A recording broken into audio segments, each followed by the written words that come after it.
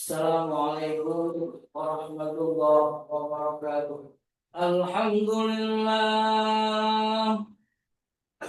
Alhamdulillahilladzi ja'ala al-quluba mahallan li ma'rifatil haqqi wa masayya bil fahmi wal aqli min syairil khalq wa amara bi tathhiriha min amradil hasad wal kibri wal ujub wal riya wal qalaq.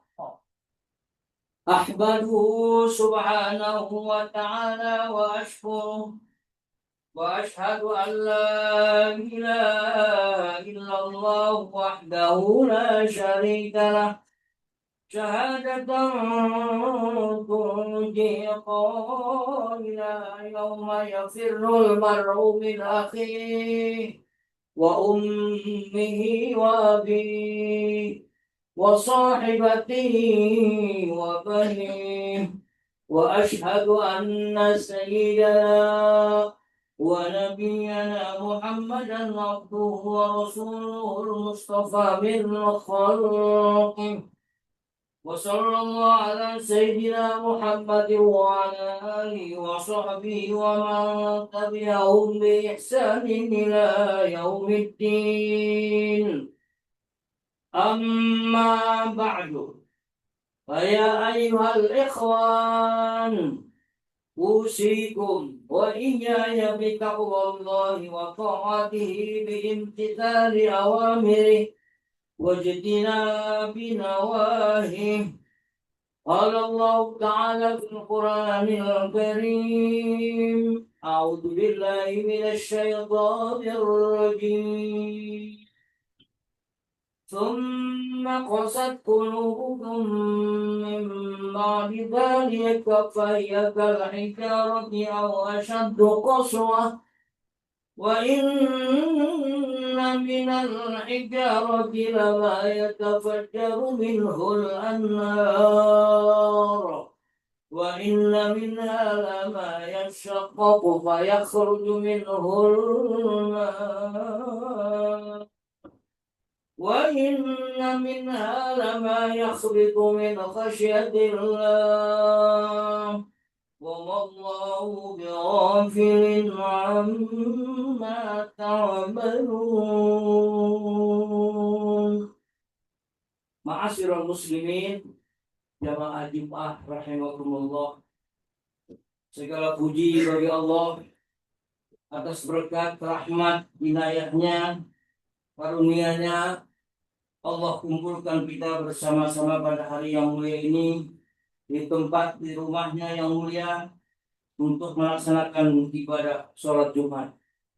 Mudah-mudahan sholat Jumat kita dan apapun ibadah yang kita lakukan ini senantiasa diterima sisi Allah Subhanahu wa Ta'ala.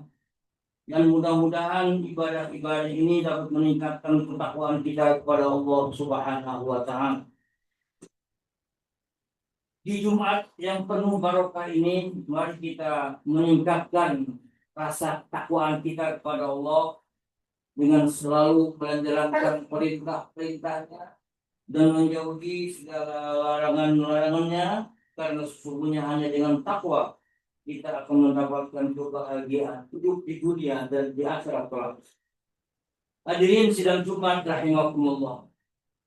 Suatu ketika Nabi berpesan di hadapan para sahabat-sahabatnya, Nabi bersabda, ala wa inna fil jasadi mudghah, idza salahat salahal jasadu kullu wa idza fasadat fasadal jasadu kullu, ala wa hiyal qalb. Rawahul Bukhari wa Muslim. Ingat kata Nabi, sesungguhnya di dalam jasad kita ini ada segumpal daging. Jika ia baik, maka seluruh jasad ikut baik.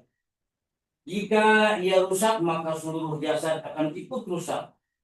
Ingatlah, segumpal daging itu adalah hati. Pertanyaannya, hati apakah atau hati yang manakah yang dimaksud oleh Nabi kita? Tentu hati yang dimaksud bukanlah hati atau liver, ya, atau liver yang organ tubuh yang berfungsi sebagai kelenjar dan juga bagian dari sistem pencernaan yang menyaring darah, memproses nutrisi, dan tentunya menghasilkan empedu. Hati atau kolbu yang dimaksud dalam hadis ini ialah pusat kesadaran, pusat emosi, dan spiritualitas wanita seseorang. Menurut para ulama, pengertian hati dengan makna inilah yang dimaksud oleh Al-Quran. Dalam surat Asy-Syu'ara ayat 68 Allah berfirman, "Yauma la yanfa'u malun wala banun illa man atallaha biqalbin salim." Pada hari di mana harta dan anak laki-laki tidak berguna kecuali orang-orang yang menghadap Allah dengan hati yang selamat. Hadirin sidang Jumat yang dimuliakan Allah. Di dalam Al-Quran, hati manusia digambarkan memiliki beberapa keadaan.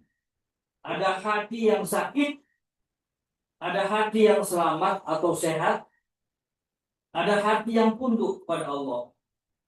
Hati yang sakit adalah gambaran sebagai hati yang keras atau hati yang membatu. Misalnya di dalam surat Al-Baqarah, Allah berfirman, "Tsumma qasat qulubukum min ba'di dzalika fahiya kal hijarati aw asyaddu qaswa."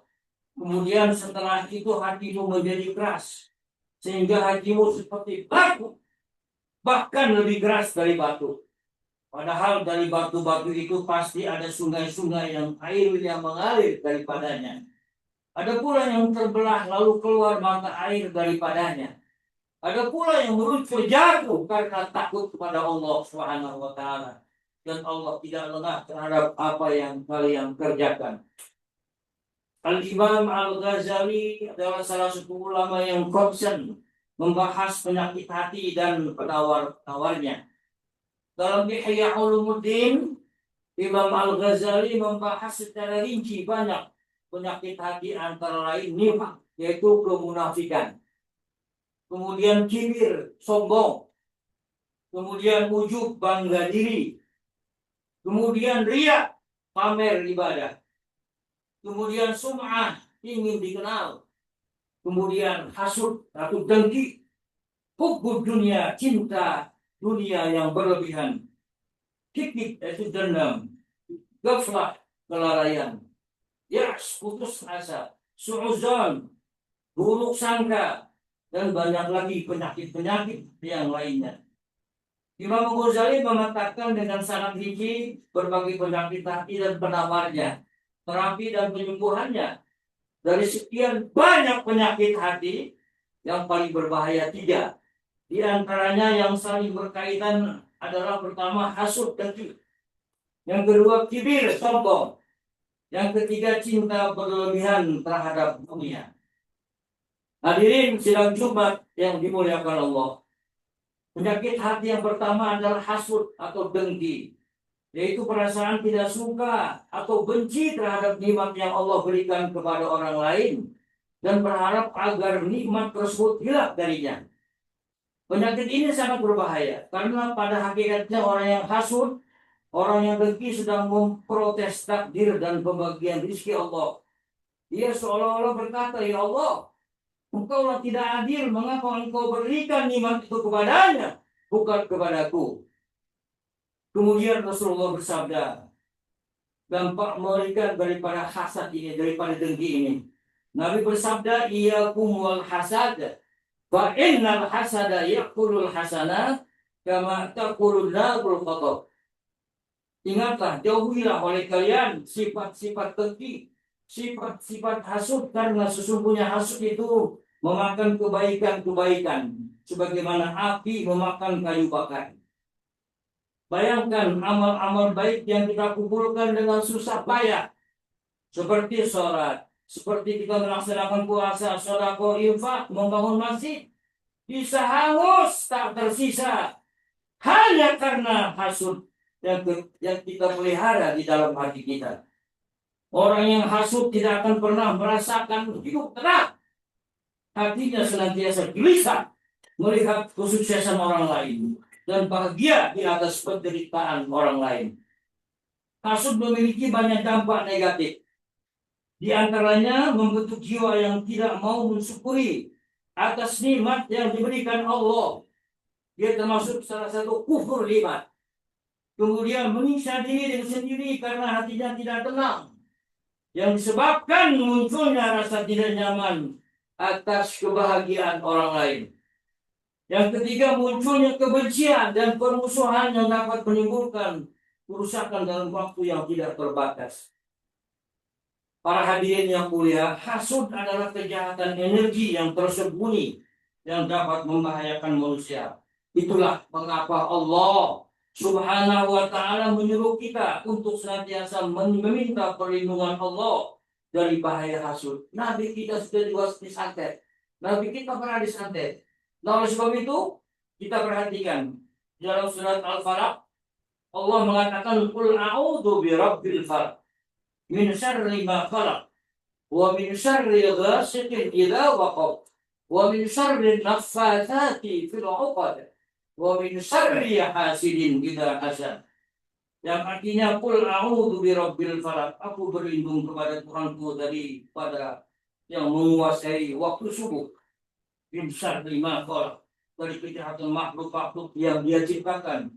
Wa min syarri ghasiqin idza waqab, dari kejahatan malam apabila malam gelap gulita. Wa min syarri naffatsati fil 'uqad, dari kejahatan dari perempuan penyihir. Dan yang terakhir, wa min syarri hasidin idza hasad, daripada kejahatan orang yang dengki apabila dia dengki. Hadirin sidang Jumat yang dimuliakan Allah. Penyakit hati yang kedua adalah kibir atau sombong, yaitu sikap berbangga diri dengan menganggap diri lebih hebat, lebih baik, lebih benar daripada orang lain. Orang yang memiliki sifat sombong seringkali merasa dirinya lebih tinggi derajatnya, lebih baik dalam soal ilmu, harta, kedudukan, bahkan amal ibadah. Ia merasa seolah-olah tidak ada yang bisa menandingi dia. Dengan begitu ia merendahkan orang lain. Namun Rasulullah sangat tegas dalam hal ini. Nabi memberikan ancaman yang sangat berat bagi orang-orang yang mempunyai sifat sombong dalam hatinya. Dalam sebuah hadis yang diriwayatkan Imam Muslim, Rasulullah bersabda, "La yadkhulul jannah man kana fi qalbihi mithqalu dzarratin min kibrin." Tidak akan masuk surga orang yang ada di dalam hatinya seberat biji sawi daripada kesombongan. Hadis ini mengingatkan kita bahwa kesombongan sekecil apapun bisa menjadi penghalang bagi kita untuk masuk surga Allah Subhanahu wa ta'ala. Kita harus menyadari bahwa segala yang kita miliki, baik itu harta, baik itu ilmu, maupun kedudukan, tahta, semuanya itu adalah anugerah dari Allah. Tidak ada satupun yang bisa kita banggakan, karena semuanya berasal dari Allah dan hanya sementara di dunia yang Allah titipkan kepada kita. Kesombongan hanya akan merusak hati kita dan menghalangi kita daripada berbuat kebaikan. Hadirin sidang Jumat rahimakumullah. Penyakit hati yang ketiga adalah cinta berlebihan terhadap dunia. Emosi semacam ini disebut sebagai induk dari segala kesalahan, bapak moyangnya kesalahan. Hubbud dunya ra'su kulli khati'atin. Cinta berlebihan terhadap dunia adalah induk daripada kesalahan. Perlu dipahami bahwa Islam tidak melarang kita untuk mencari harta, mencari rezeki, memiliki rumah yang bagus, atau kendaraan yang baik, yang nyaman. Yang dilarang adalah ketika kecintaan terhadap dunia itu telah menguasai dan bersemayam di hati kita, sehingga membuat kita lalai dari tujuan utama kita yang Allah ciptakan, yaitu untuk beribadah kepada Allah dan mempersiapkan bekal untuk akhirat. Rasulullah bersabda, "Wallahi mal faqra akhsha alaikum, walakinni akhsha alaikum antum satud dunya alaikum kama busitat ala man kana qablakum, fatanafasuha kama tanafasuha wa tuhlikuhum kama ahlaktuhum." Demi Allah, kata Nabi, bukan kemiskinan yang aku hampirkan menimpa umatku, Akan tetapi yang aku khawatirkan adalah jika dunia dibentangkan untuk kalian sebagaimana telah dibentangkan untuk sebelum kalian. Lalu kalian berlomba-lomba memperebutkan sebagaimana mereka berlomba-lomba hingga akhirnya dunia membinasakan kalian sebagaimana telah membinasakan mereka. Hadis riwayat Bukhari Muslim Sahih. Salah satu tanda bahwa kita sudah mencintai dunia secara berlebihan adalah ketika kita menjadikan dunia sebagai tujuan utama, bukan sarana menuju akhirat. Ketika kita merasa berat untuk berinfak dan bersedekah, ketika kita selalu merasa kurang dan tidak pernah puas, turun amal. Ketika kita berani menghalalkan segala cara untuk mendapatkan kenikmatan dunia. Hadirin sidang Jumat yang dimuliakan Allah. Setiap penyakit tentu ada obatnya, tentu ada penawarnya. Ada pula penyakit hati. Bagian juga penyakit hati. Sang pencipta hati, yaitu Allah Subhanahu wa Ta'ala, memberikan petunjuk kepada kita.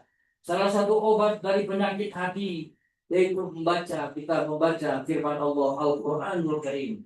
Allah terangkan dalam surat Al-Isra, wa nunazzilu minal Qur'ani ma huwa shifaa'u wa rahmah. Wa huwa shifaa'u wa rahmatul lil mu'minin. Dan kami turunkan Al-Quran, sesuatu yang menjadi penawar atau obat dan rahmat bagi orang-orang yang beriman. Dalam ayat lain Allah menegaskan secara spesifik obat itu ditujukan untuk penyakit yang ada di dalam hati. Allah terangkan dalam surat Yunus 57, ya ayuhan nas qad ja'atkum maw'izatun mir rabbikum wa shifaa'un lima fis sudur wa hudaw wa rahmatul lil mu'minin. Wahai manusia, sesungguhnya telah datang kepadamu pelajaran, yaitu Al-Quran dari Tuhanmu, penyembuh bagi penyakit hati yang ada di dalam dada, dan petunjuk serta rahmat bagi orang-orang yang beriman. Tentu saja membaca Quran yang biasa menjadi obat penyakit hati bukan sekedar hanya membaca yang disertai dengan tadabbur, tetapi membaca disertai dengan tadabbur.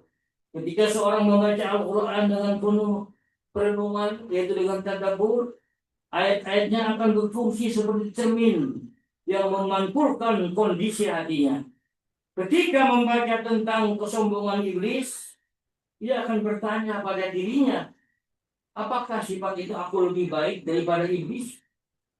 Apakah itu lebih baik dariku? Ketika membaca tentang kaum munafik yang suka pamer, yang suka ria, ia akan berintrospeksi.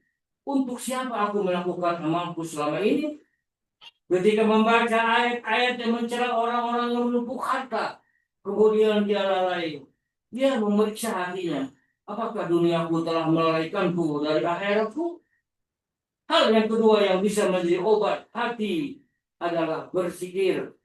Jika Al-Quran adalah resep dan penyembuhan, panduan penyembuhan, maka zikrullah, mengingat Allah adalah proses meminum obat itu sendiri. Keduanya tidak terpisahkan. Sebab Al-Quran adalah bentuk zikir yang paling agung. Allah menyatakan alladzina amanu wa tatma'innu qulubuhum bi dzikrillah. Wa tatma'innu qulubuhum bi dzikrillah. Ala bi dzikrillah tatma'innul qulub. Yaitu orang-orang yang beriman dan hati mereka menjadi tentram dengan mengingat Allah. Ingatlah, hanya dengan mengingat Allah hati kamu menjadi tentram. Para ulama menjelaskan bahwa zikir memiliki tingkatan yang semuanya melengkapi. Yang pertama adalah zikrul lisan, yaitu mengucapkan kalimat-kalimat thayyibah, tasbih subhanallah, tahmid alhamdulillah, tahlil la ilaha illallah, takbir Allahu akbar, membaca Al-Quran, berdoa. Lalu zikrul qalbi, yaitu kesadaran dan kehadiran hati bersama Allah, merenungkan ciptaan, yaitu tafakur, merasa diawasi, muraqabah kepada Allah, dan senantiasa mengingatnya dalam setiap keadaan, bahkan saat kita diam. Dan ketiga adalah zikir anggota tubuh, atau disebut namanya zikrul jawari, yaitu ketika seluruh anggota tubuh bergerak dalam ketaatan kepada Allah, mata yang menundukkan pandangan, tangan yang bersedekah, kaki yang melangkah ke masjid. Semuanya adalah bentuk zikir praktis. Maka obat hati yang paling manjur adalah ketika ketiga tingkatan ini, yaitu bersatu lisan berucap, hati menghayati dan anggota tubuh membuktikan. Pada akhirnya, para hadirin yang dimuliakan Allah, mudah-mudahan Allah memberikan kita taufik dan hidayah serta kekuatan untuk bisa menyembuhkan penyakit hati kita agar kelak kita menghadap Allah dengan hati yang selamat bi qalbin salim. Barakallahu li wa lakum fil Qur'anil azim wa nafa'ani wa iyyakum bima fihi minal ayati wa dzikril hakim wa taqabbala minni wa minkum tilawatahu innahu huwas sami'ul alim. أقول قولي هذا وأستغفر الله العظيم لي ولكم ولسائر المسلمين والمسلمات والمؤمنين والمؤمنات فاستغفروا إنه هو الغفور الرحيم.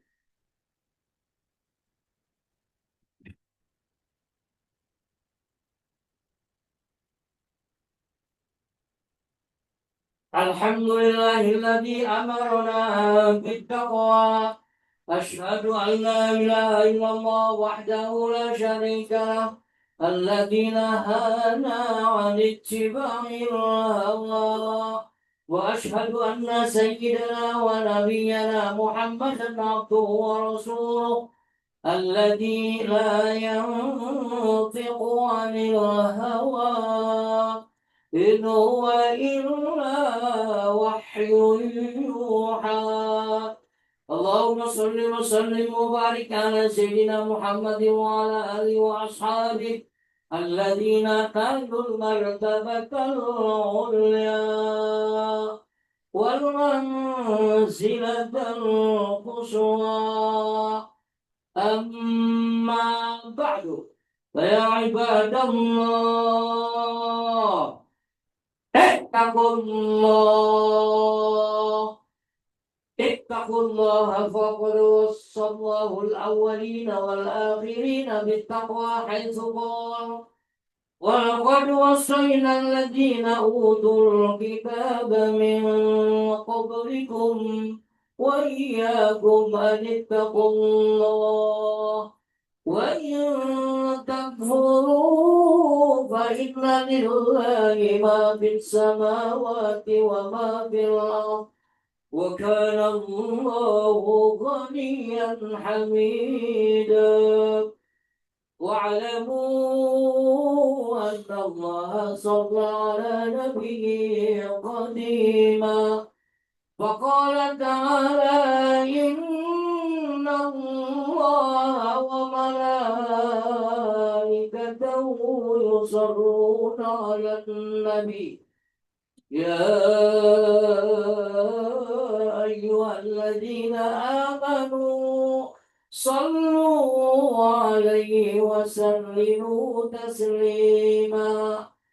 اللهم صل وسلم وبارك على سيدنا محمد وعلى آل سيدنا محمد كما صليت على آل إبراهيم وعلى آل إبراهيم وبارك على محمد وعلى آل محمد كما باركت على آل إبراهيم في العالمين إنك حميد مجيد. وارض اللهم عن أصحابه وقرباته وأزواجه وذريته أجمعين وعن الخلفاء الراشدين أبي بكر وعمر وعثمان وعلي وعلى بقية الصحابة والتابعين وعن التابعين وتابع التابعين ومن تبعهم بإحسان إلى يوم الدين وعلينا معهم برحمتك يا أرحم الراحمين. اللهم اغفر للمسلمين والمسلمات والمؤمنين والمؤمنات الأحياء منهم والأموات واكتب اللهم السلامة والعافية علينا وعلى عبيدك الحجاج والقساة والمسافرين في برك وبحرك وهوارك من المسلمين من أمة محمد أجمعين. اللهم ارشد أمراءنا وقضاتنا وأسعد عند النساء بلادنا. ربنا اغفر لنا ولوالدينا وارحمهم كما ربونا صغارا. ربنا اغفر لنا ولإخواننا الذين سبقونا بالإيمان ولا تجعل في قلوبنا غلا للذين آمنوا ربنا إنك رؤوف رحيم. اللهم أرنا الحق حقا وارزقنا اتباعه وأرنا الباطل باطلا وارزقنا اجتنابه. اللهم إنا نسألك الفتوح والمنوح والرسوخ والتوبة النصوح وصلح الجسد والقلب والروح. اللهم كما أنعمت علينا فزد وكما زدت علينا فبارك وكما باركت ولا تسلم.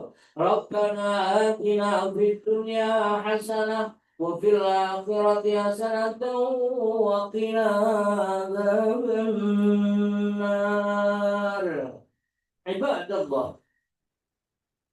إن الله يأمر بالعدل والإحسان وإيتاء ذي القربى وينهى عن الفحشاء والمنكر والبغي يعظكم لعلكم تذكرون. اذكروا الله العظيم يذكركم واشكروا على نعمه يزدكم واسألوه من فضله يعطكم ولذكر الله أكبر.